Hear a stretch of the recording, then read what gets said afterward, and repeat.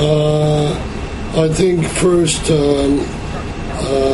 came about being originally in a single cell form, and then eventually, because of the water, these single cells bodies survived and then becomes eventually multiple cells, and then eventually evolved becomes apes and then human beings.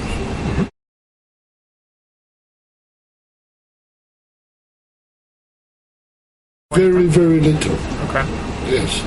I think it's one of a very controversial topic that people want to stay away from instead of being taught in school, which will form certain ideology that may not be agreeable to some people.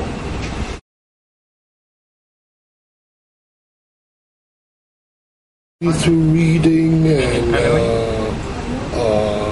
books, or through friends, TV, etc.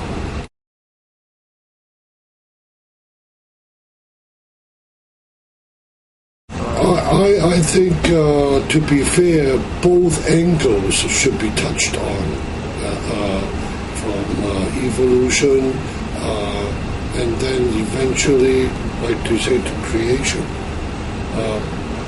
Because creation is very much believed by different religious groups. So therefore, to avoid any controversial, I think both angles should be touched on, and let the reader or the students to decide by themselves which path they should go through eventually.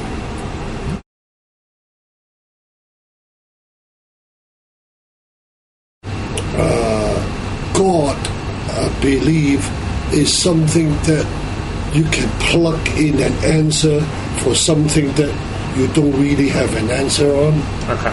You know, that you try to find an answer to an unanswerable question. It's God, so you stop from there.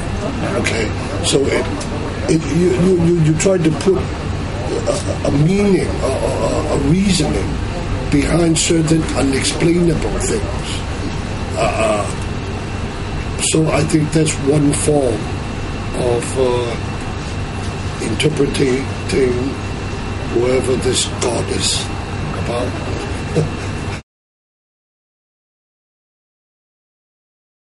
If one is looking for a explainable answer, one should go after this scientific way of explaining human being through this evolution. Okay. However, if you are not a scientific person, maybe you should believe more as far as creation goes.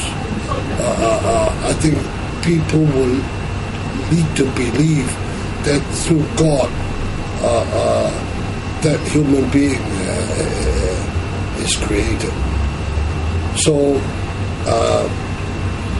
I'm trying to be liberal. You will always see two different, or more than two different groups of opinions.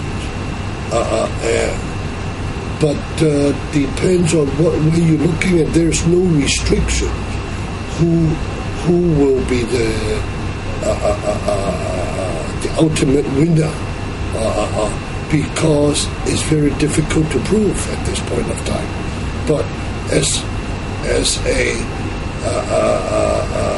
educated person myself, I would tend to believe science is more reliable, because at least you can track back through this history how evolution existed, and not by simply plugging in the word of God that creates human beings.